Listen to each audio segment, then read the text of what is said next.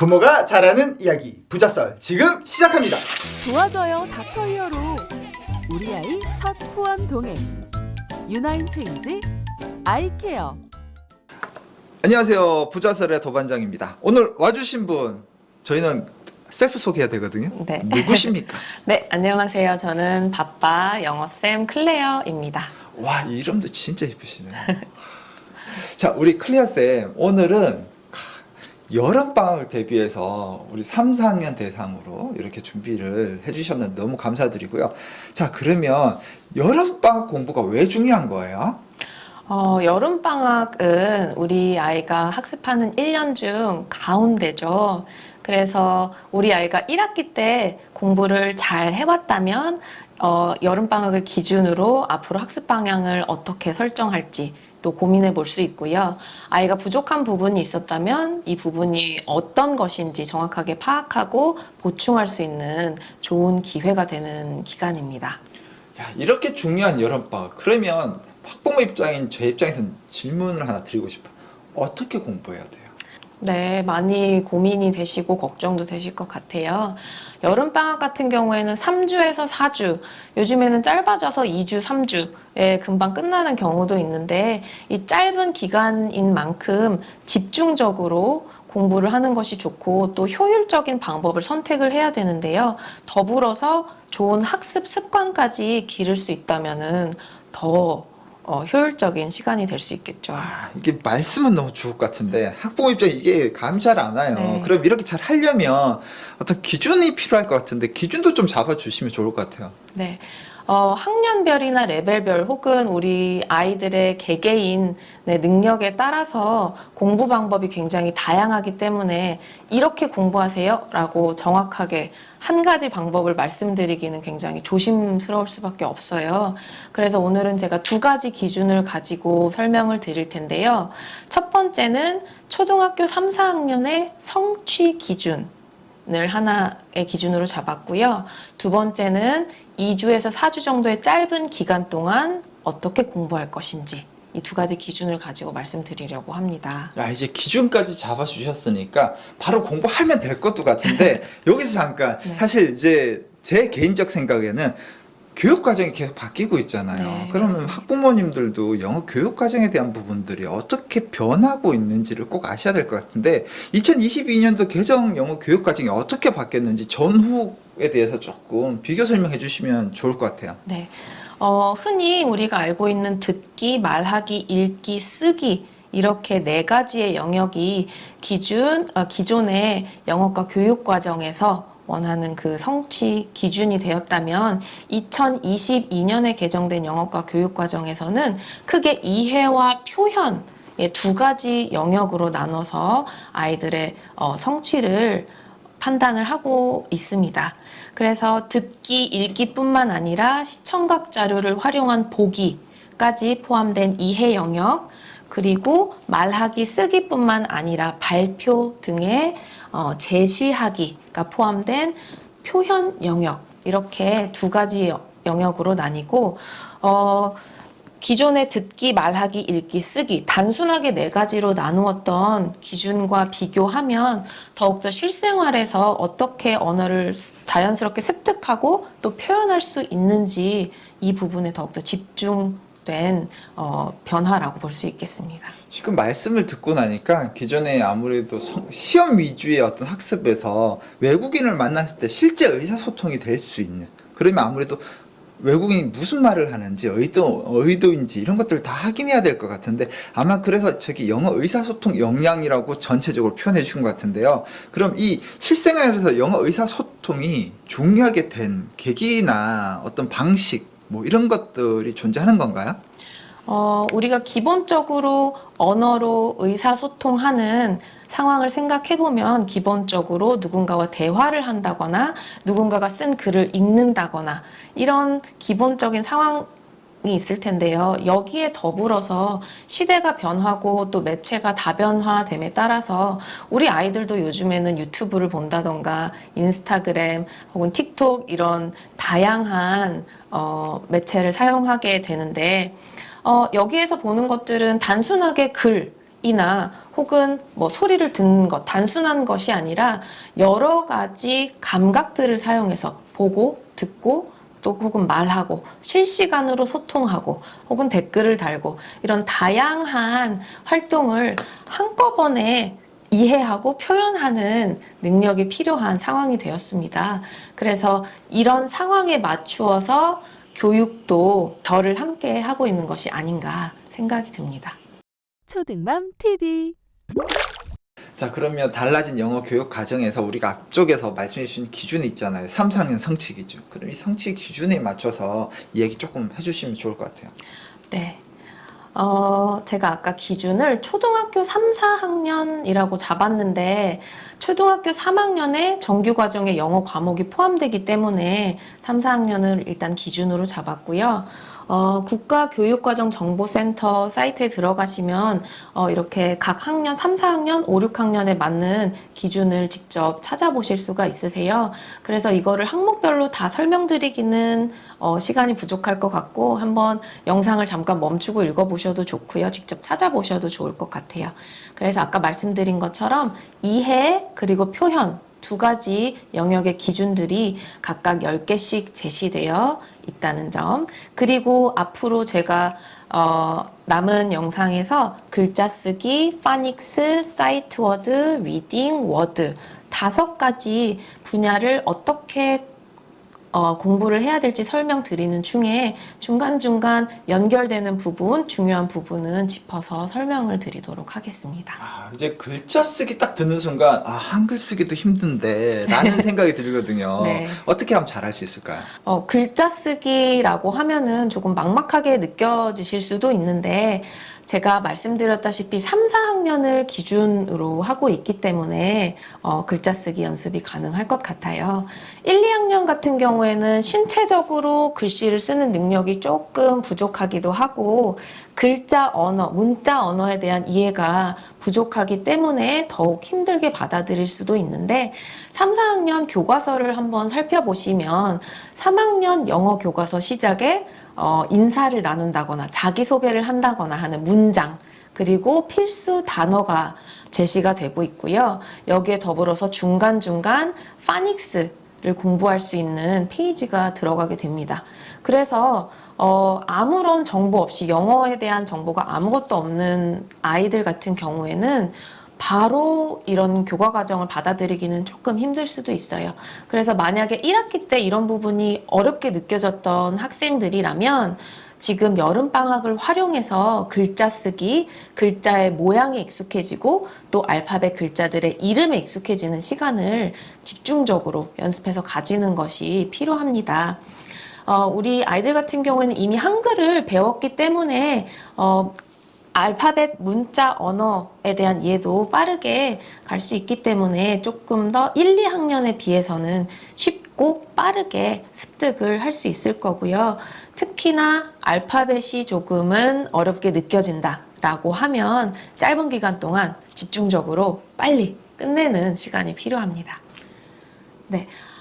우리 아이들이 글자 쓰기를 하면서 조금 헷갈리거나 어려워하는 부분이 있는데요. 우리가 흔히 깍두기 공책이라고 말하는 네모칸에 한글을 쓰는 것과는 다르게 알파벳 글자 같은 경우는 줄, 칸에 맞춰서 글자를 써야 합니다. 그래서 기둥을 길게 써야 하는 경우라던가 꼬리가 선 밑으로 내려가는 경우 이런 경우들을 많이 헷갈려 하는데요. 이 부분을 확실하게 만약에 이런 부분이 부족한 친구들이라면 집중적으로 학습해주는 시간이 필요합니다. 실제로 글자를 거울에 비춘 것처럼 좌우를 반대로 쓴다거나 꼬리를 길게 내리지 않아서 A인지 Q인지 헷갈리게 쓰는 경우에는 굉장히 곤란한 상황이 생길 수도 있어요. 특히 3, 4학년 때 이걸 잡아주지 않으면 5, 6학년 때 수행평가라던가 서술형 문제에서 단어를 잘못 써서 글자를 잘못 써서 감점이 되는 요소가 될 수 있기 때문에 짧은 시간 동안 빠르게 학습해주는 것이 중요할 것 같습니다. 그래서 우리 글자 쓰기를 할 때 중요 포인트를 말씀드리면요. 첫 번째, 칸과 순서에 맞춰서 알파벳 글자의 모양을 익히는 것. 그리고 두 번째, A부터 Z까지 알파벳 글자 이름도 익혀주는 것이 좋습니다. 우리가 흔히 A, B, C, D, E, F, G 하는 ABC성이 바로 글자 이름을 익힐 수 있는 노래입니다. 그래서 쉽게 이런 부분들 노래나 영상과 함께 익혀주시면 좋을 것 같아요. 여름방학 짧은 기간 동안 어떻게 익히는 게 좋을까요? 아직 알파벳 글자 쓰기가 익숙하지 않은 아이들은 칸과 순서에 맞춰서 쓰기 연습을 해주고, 어느 정도 알파벳 쓰기가 익숙하다라는 친구들은 부족한 부분이 있다면 이 부분을 보충해주는 시간이 필요합니다. 그래서 하루에 알파벳 3글자, 4글자 정도를 학습하면 일주일, 길게는 2주 정도 빠르게 여름방학 동안에 학습을 끝낼 수 있어서, 이 글자 쓰기는 파닉스나 사이트워드 다른 공부와 함께 한다면 부가적으로 할 수 있는 부분이기 때문에 크게 시간을 뺏기지 않고 학습할 수 있으리라고 생각합니다. 초등맘 TV. 다음으로 파닉스에 대한 얘기도 조금 해봤으면 좋겠는데요. 네. 뭐 파닉스에 대한 어떤 중요 부분들이라든지 포인트, 학습 전략도 같이 좀 알려주시면 좋을 것 같아요. 네. 아까 말씀드렸던 그 학습 성취 기준에 따르면 이해 부분에서 알파벳과 쉽고 간단한 단어의 소리를 듣고 식별한다 라고 이렇게 항목이 나와 있는데요. 단순히 그냥 읽거나 쓰는 것이 아니라 소리를 듣고 식별한다 라는 것은 알파벳 글자가 가지고 있는 소리값을 아이가 알아듣고 그것을 판단할 수 있다라는 이야기입니다. 이게 바로 파닉스 학습에서 우리 아이가 배울 수 있는 가장 핵심적인 부분인데요. 우리 A부터 Z까지 글자 이름을 A, B, C, D 하고 익혔다면 A가 내는 소리, 글자 이름은 A지만 A는 단어 안에 들어갔을 때 에 하는 소리를 내 하고 글자의 이름, 소리값, 이 다른 개념을 이해하는 것이 중요한데요. 파닉스 1단계 과정에서 A부터 C까지 이 소리값을 익힌다고 보시면 됩니다. 그래서 아직 소리값을 익히지 않은 친구들이라면 A부터 C까지 소리값을 확실하게 익히는 것을 목표로 학습을 해주면 좋습니다. 그리고 이 단계가 지나면 2단계 모음, 단모음, 장모음을 이어 배우면서 소리를 조합해 나가는 과정을 학습하게 됩니다. 각 글자의 소리값을 알고 있다면 모음과 함께 붙여서 예를 들어서 U가 내는 소리는 N이 내는 소리는 N. 그래서 N, 이런 식으로 소리를 조합하는 방법을 아이가 이해할 수 있도록 도와주시는 것이 좋습니다. 이 단계가 지나면 아이들이 어느 정도 새로운 단어를 보게 되더라도 읽을 수 있게 되는데요. 이어서 나오는 연속자음이라던가 이중자음 같은 경우에는 조금 힘들어하는 경우가 있어요. 예를 들어서 클램, 조개를 뜻하는 클램이라는 단어를 소리값을 크, 르, 에, 각자의 소리값을 알고 있어도 크, 르, 에, 캠 하고 힘들어하는 경우가 있어요. 이런 경우에는 클레 연속자음은 붙여서 연습을 해주고 이어서 모음, 자음 붙여서 클램 연습해주면 새롭게 보는 단어들도 점점 읽어 나갈 수 있게 됩니다. 그래서 우리 아이가 파닉스를 학습할 때 가장 중요한 포인트는 글자 이름과 소리값이 다르다는 것을 확실하게 이해를 하고, 이것을 이해하면 각자 소리값을 정확하게 배우고 이것을 조합하는 연습, 이것을 꾸준하게 해줌으로써 새로운 글자, 단어를 보더라도 읽을 수 있게끔 하는 것이 최종 목표라고 볼 수 있습니다. 아까 성취 기준에서 말씀드렸던 것처럼 단순하게 글자를 읽거나 그냥 듣고 이해하는 것만이 아니라 음원이나 노래 등을 듣고 혹은 동영상을 보고 아이가 그것을 자연스럽게 이해하고 또 노래를 부르거나 말하거나 자기의 것으로 자연스럽게 표현하는 과정까지 함께 한다면 우리 학습 기준에 맞게 우리 아이가 성취할 수 있는 시간이 될 수 있겠죠. 또 여름방학에는 우리 아이가 어느 단계인지를 파악해서 그 단계에 맞게 파닉스를 해주는 게 효율적인데요. 아직 소리값을 모른다면 A부터 G까지 소리값을 정확하게 익히는 것이 목표가 되겠고요. 어느 정도 알고는 있는데 단어 읽기가 아직 안 돼요 라는 경우라면 그 중에서 어느 부분이 부족한지를 파악을 해야 되겠습니다. 어떻게 파악해야 되죠? 가장 간단한 방법은요. 파닉스 교재 목차에 나와 있는 단어들을 한번 읽어보게끔 해주시고요. 이 부분에서 막힌다. A 단모음이 안 되네. 장모음이 안 되네. 안 되는 부분으로 가셔서 그 부분을 집중적으로 학습해 주시는 것이 좋습니다. 하루에 알파벳을 3, 4글자씩 학습을 하게 되면 기본적으로 1주나 2주 정도 안에 모든 알파벳을 학습할 수가 있기 때문에 짧은 기간 동안에 효율적으로 학습할 수 있겠죠. 왜 저희 때는 저렇게 단어의 조합에 대한 공부 이런 거 없었을까요? 맨날 딱 몽둥이 들고 가고 왜요? 이렇게 했거든요. 요즘 아이들 너무 행복할 것 같아요. 자, 그러면 파닉스에 대한 것도 굉장히 완벽하게 전략을 짜주셨는데, 자, 그러면 다음으로 사이트 워드는 어떻게 하는 게 좋을까요? 네. 파닉스는 글자의 이름 그리고 글자의 소리값이 다르고 글자의 소리값을 익혀서 모르는 단어를 읽을 수 있는 규칙을 배우는 것이라고 한다면 사이트 워드는 자주 등장하는 단어 자체로 눈으로 익혀서 보이는 즉시 바로 읽을 수 있게끔 연습하는 과정이라고 생각하시면 될 것 같아요. 그래서 중요 포인트는요. 자주 등장하는 단어를 보고 바로 읽을 수 있게 자주자주 노출시키면서 연습해 주시는 것이 좋습니다. 단어 카드를 활용해서 매일 훑어가면서 본다거나 방에 곳곳에 카드를 붙여서 많이 노출시켜 주시는 것이 좋고요. 특히 문장과 함께 익히면 더욱 효과적입니다. 문장을 연습하면서 회화 연습도 되고 문장을 통해서 그 안에 있는 단어를 다시 학습할 수도 있고요.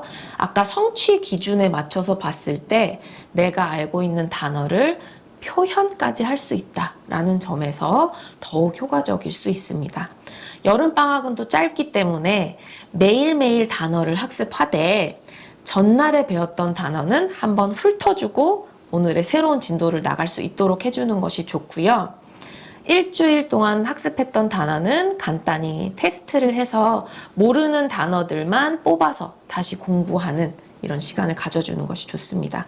그리고 교재를 모두 마친 후에는 함께 배웠던 문장들을 쭉 훑어보면서 내가 어느 정도 읽을 수 있는지도 판단을 해보고 그 중에서 못 읽었던 단어는 다시 한번 학습해주는 시간이 필요하고 복습이 가장 중요하다고 할 수 있겠습니다.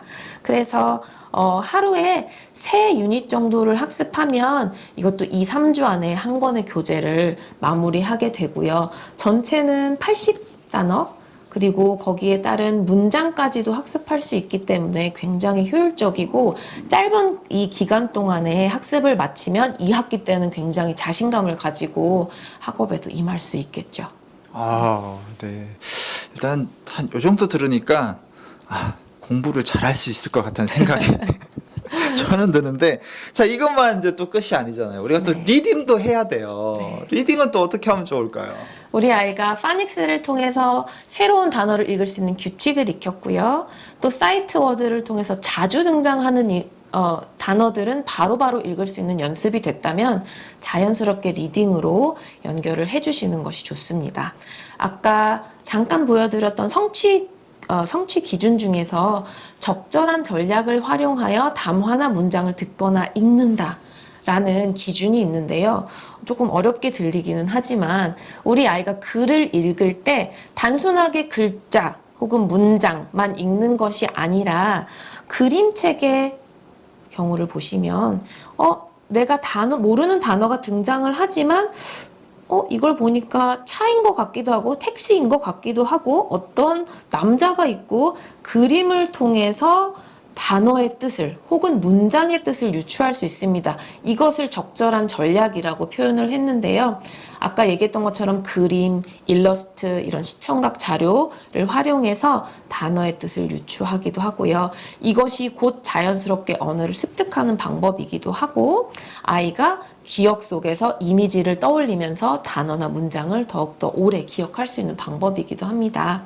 그래서 아이가 파닉스 혹은 사이트워드 학습을 통해서 익혔던 단어들 다시 한번 단어로 읽어주시고 문장을 천천히 읽으면서 그림과 함께 뜻을 유추하면서 읽어보고 또 거기에 더불어서 여러 번 읽어가면서 매끄럽게 읽을 수 있을 때까지 연습을 해주는 것이 좋습니다. 중요 포인트는요, 말씀드렸던 것처럼 리딩으로 자연스럽게 연결을 해주시고요.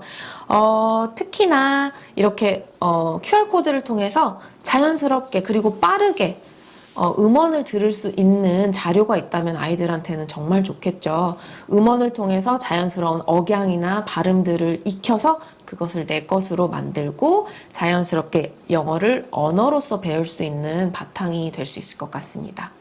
그래서 일러스트나 그림, 사진, 시각 자료를 통해서 단어나 내용을 유추하는 전략 연습하기, 그리고 반복되는 문장 패턴은 리듬감을 살려가면서 읽을 수도 있고요. 이 패턴을 잘 쌓아나가면 나중에 고학년이 됐을 때 이것을 바탕으로 문법 학습을 하는데도 굉장히 수월할 수 있습니다. 그래서 리딩 이렇게 쭉 연결해서 학습해 주시는 것이 좋습니다. 여름방학에는 짧은 기간 동안의 리딩을 어떻게 해야 될까요? 짧은 기간 동안에 집중적으로 해주려면요, 매일 하루에 1개에서 2개 정도의 스토리를 읽는 것이 좋은데 그냥 읽고 넘어가는 것이 아니라 내가 읽기 어려운 단어는 표시해서 집중적으로 다시 한번 외워주기도 하고요. 매끄럽게 글을 억양이나 발음을 살려서 읽을 수 있을 때까지 여러 번 읽어주는 것이 좋습니다. 그리고 시간이 된다면 녹음하거나 자신이 책을 읽는 모습을 동영상으로 촬영해서 보면서 내 발음이 이렇구나, 억양이 이렇구나 하는 것을 객관적으로 볼 수 있는 시간을 가지는 것도 좋습니다. 자, 이렇게 리딩까지 다 해결을 했는데 그래도 사실은 나머지 하나가 진짜 머리가 아파요. 예를 들면 결국 어휘력이 안 되면 안 되잖아요. 이 영어에서는 결국 영단어인데 네. 이거 사실 참 쉽지 않거든요. 이거 네. 어떻게 해결하면 좋을까요? 이제는 어느 정도 좀 새로운 것도 읽을 수 있다 라고 하지만 이 단계에서 조금 한계에 부딪히는 것이 어휘력 때문일 것 같아요. 우리 표현 부분에서 기준으로 제시됐던 것 중에서 소리와 철자의 관계를 바탕으로 쉽고 간단한 단어를 쓴다 라는 기준을 제시를 했는데요. 또 다음 기준을 보시면 실물, 그림, 동작 등을 보고 쉽고 간단한 문장으로 말하거나 단어나 어구를 쓴다. 그리고 다음 자신, 주변 사람이나 사물의 소개나 묘사를 쉽고 간단한 문장으로 말하거나 보고 쓴다. 좀 어렵게 느껴지는데요. 교재를 보면서 어떤 내용인지 조금 설명을 드리도록 할게요. 기존에는 우리가 영단어를 외운다고 하면 제가 어렸을 때만 해도 페이지 가득 단어를 계속 쓰면서 철자를 외우는 학습법을 사용했던 것 같은데 요즘에는 아까 말씀드렸던 파닉스의 규칙을 활용해서 예를 들어서 apple이라는 거는 많이 아이들이 알고 있기는 하지만 A니까 apple이라는 단어의 발음을 알고 있다면 A가 아닐까? A P일 것 같은데 P 이런 식으로 소리와 글자의 관계를 생각하면서 단어의 철자를 외우는 것, 이것이 바로 앞서서 처음에 설명했던 소리와 철자의 관계를 바탕으로 단어를 쓴다, 전략적인 부분이 되겠고요. 그리고 예시를 보시는 것처럼 단순히 apple, lemon, 단순하게 단어를 제시하는 것이 아니라 a red apple 이런 식으로 어구로 제시가 되어 있어요. 그러면 이 패턴을 보면서 앞에 어가 붙었고 색깔을 나타내주는 단어들이 등장했고 혹은 크기를 나타내주는 단어들, 뭔가 꾸며주는 단어가 등장했고 그 다음에는 이런 과일 이름이 등장했네. 자연스럽게 패턴을 익히게 되는데 사실은 우리는 문법에서 관사, 형용사, 명사 이렇게 배우는 패턴이죠. 이런 패턴을 자연스럽게 익힐 수도 있습니다. 더불어서 그림 혹은 일러스트나 사진 등을 통해서 이미지를 그대로 단어와 연결하기 때문에 영어를 언어로서 받아들일 수 있게 되죠. 더불어서 음원을 들으면서 발음과 억양 살려서 연습할 수 있는 영단어 학습이 된다면 자연스럽게 학습과 표현까지 어우러질 수 있는 그런 시간이 될 수 있을 것 같아요. 예를 들어서 여기에 더불어서 I play baseball, I play 운동 이름이 나타나는 운동 이름이 들어간 패턴 문장들을 학습을 하게 된다면 여기에 더불어서 나는 이런 운동을 좋아하는데 자기가 좋아하는 운동 단어를 넣어서 문장을 바꿔보는 식으로 자신이 좋아하는 것을 표현해 볼 수도 있고요. 이렇게 표현하는 과정을 통해서 단어를 조금 더 오래 기억할 수 있게 됩니다.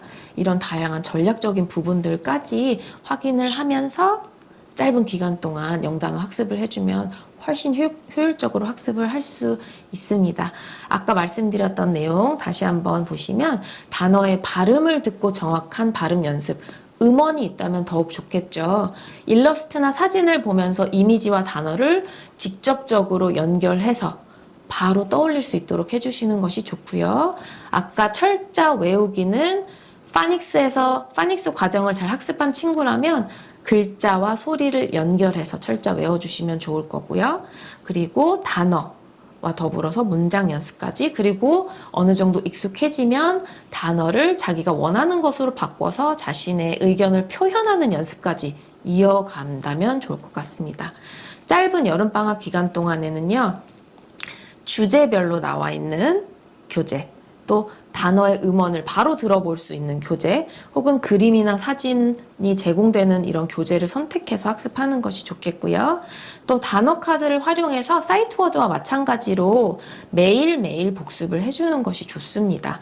무조건 쓴다거나 듣기만 많이 한다거나 이렇게 한 가지 방법만 활용하지 마시고 다양한 감각을 활용해서 기억에 오래 남도록 도와주시면 좋을 것 같아요. 하루에 교재 구성에 따라 조금씩 다를 수 있겠지만 하루에 2유닛 정도씩 주제별로 학습을 하게 되면 1주나 2주 만에 빠르게 영단어 학습을 마칠 수 있게 됩니다. 네. 이렇게 완전 5가지를 여름방학 때 어떻게 완벽하게 할 수 있을지 과정과 전략까지 짜주셨는데, 자, 마지막으로 총 정리 한번 부탁드릴게요. 네. 오늘 짧은 여름방학 기간을 어떻게 알차게 보낼 것인지에 대해서 초등학교 3, 4학년 성취 기준에 맞춰서 쭉 설명을 드렸는데요. 글자 쓰기, 파닉스, 사이트워드, 리딩, 그리고 단어까지 쭉 흐름을 파악을 하셨다면 제가 제시한 방법을 그대로 따라가시는 것은 아니고요. 이해와 표현 영역 성취 기준에 따라서 우리 아이가 어느 정도 레벨인지, 어느 정도 능력을 가지고 있는지를 잘 파악을 하시고, 우리 아이가 이 부분이 보충이 필요할 것 같다, 이 부분은 잘하는데 이 부분은 조금 더 학습이 필요할 것 같다 라는 기준을 우리 아이에게 맞게 선택을 하셔서 학습을 진행해 주시는 것이 좋을 것 같습니다. 제가 오늘 이렇게 기준을 제시해서 말씀드리기는 했지만 우리 아이의 개별적인 능력에 따라서 이 속도는 얼마든지 달라질 수 있는 것이기 때문에 여기에 맞지 않은데 하고 조바심 낸다거나 우리 아이가 부담을 가질 정도로 무리하게 학습을 시키시는 것은 좋지 않으니까요. 무엇보다 중요한 것은 우리 아이에게 맞게 선택을 해주시는 것입니다.